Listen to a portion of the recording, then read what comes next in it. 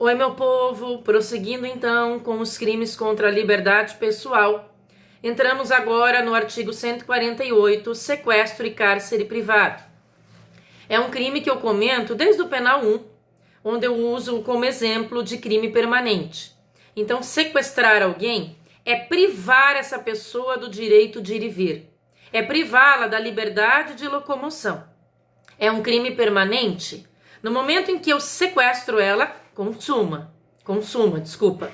Enquanto eu segurar essa pessoa presa, mantida em cativeiro, trancada dentro de casa, dentro de algum recinto, o crime estará em franca consumação, portanto em estado de flagrância.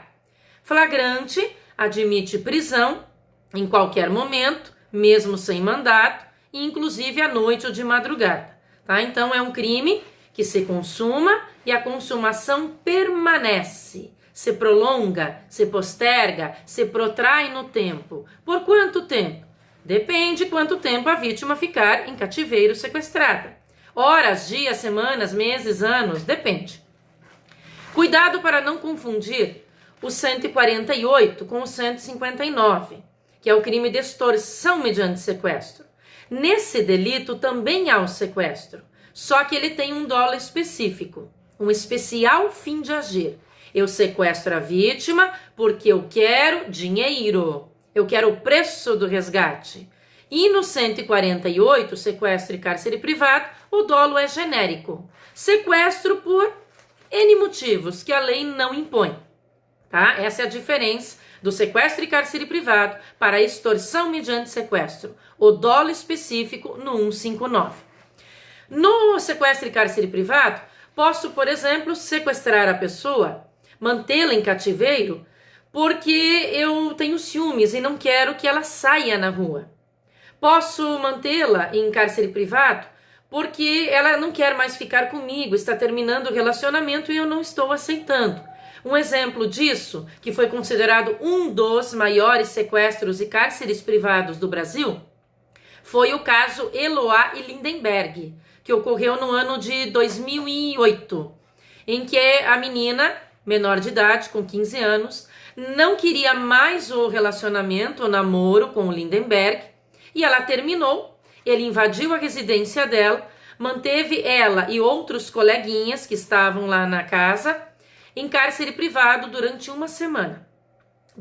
Foi um crime que teve muita repercussão no Brasil, terminou de maneira trágica. Infelizmente, ela acabou atirando e matando essa menina, a Eloá, a namorada, e também ele atirou na colega do casal, a Nayara, que estava lá também. O tiro pegou na boca, essa menina quase morreu, por milagre sobreviveu, e nós tivemos aí vários crimes. Homicídio consumado, tentativa de homicídio, disparo de arma de fogo em vias públicas, porque ele ia na janela e dava disparos lá de arma de fogo.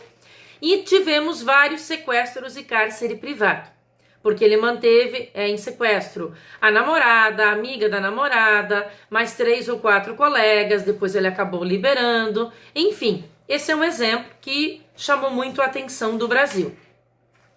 A palavra sequestro e cárcere privado, na prática, é a mesma coisa, tá? É privar a pessoa do direito de ir e vir. Numa questão de concurso, de prova, poderá haver diferença. Há uma diferença doutrinária, teórica. O cárcere privado, ele pressupõe confinamento.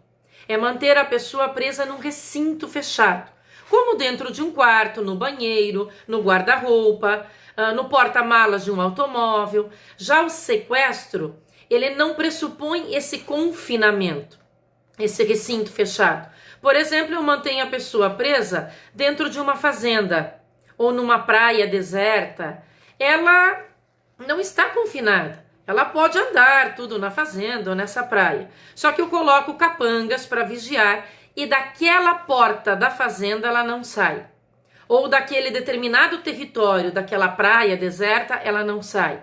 Então ela não está podendo fazer o que ela quer, exercer o seu direito de ir e vir. Essa é a diferença entre as expressões sequestro e cárcere privado.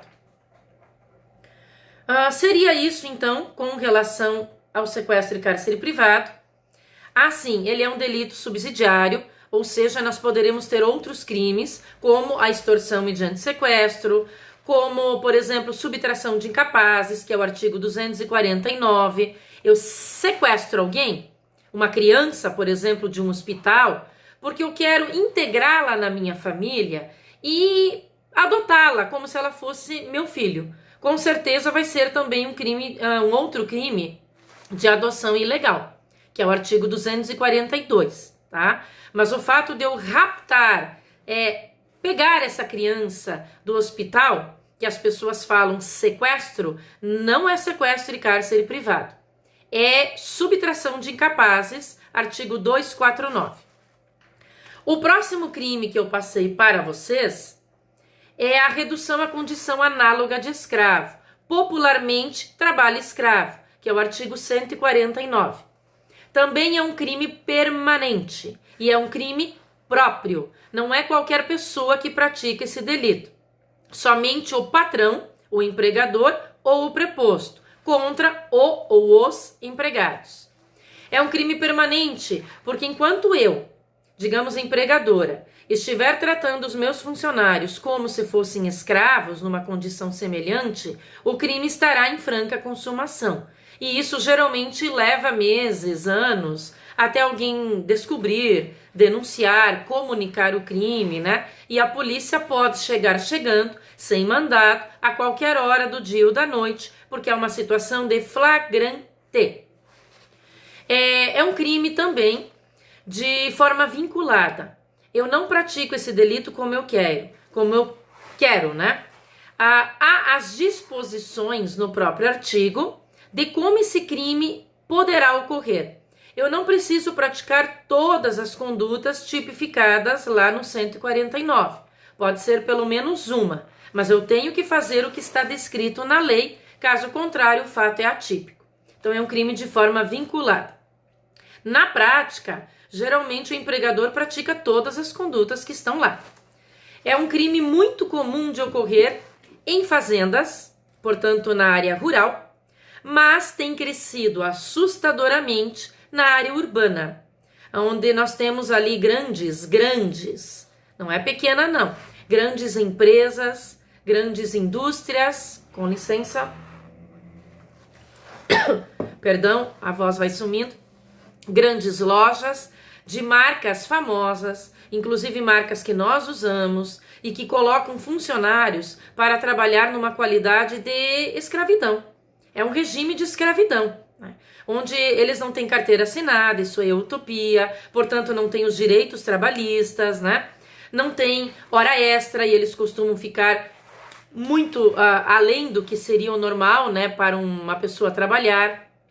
Eles costumam trabalhar à noite, não tem adicional noturno, às vezes em profissões perigosas, e eles não têm adicional de insalubridade, não têm os equipamentos, proteção auricular, óculos, luvas, capacete, e muitas vezes eles ficam tolhidos de poder ir no banheiro, ou tem que formar, sei lá, a antiga patente que a gente falava, né? Ou mictório de uma maneira improvisada, desumana. Muitas vezes são obrigados, quem trabalha em fazendas, área rural, como escravos, são obrigados a beber água suja, contaminada, de rios contaminados, onde os animais também bebem e se banham. Então são condições semelhantes à escravidão, como era antes da princesa Isabel, né, em 1888, assinar a Lei Áurea e decretar, olha, não tem mais escravos. Só que hoje, né, na atualidade ainda tem pessoas trabalhando nesse regime de escravidão. Vamos ver o que mais aqui.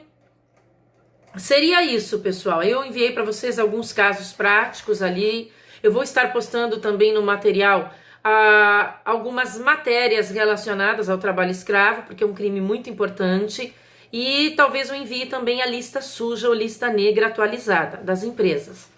Eu postei para vocês também um crime novo, que se chama tráfico de pessoas, que é o artigo 149A, e que passou a integrar o Código Penal no ano de 2016. Há o tráfico de pessoas para várias finalidades. Uma delas é o trabalho escravo. Cuidado para não confundir isso.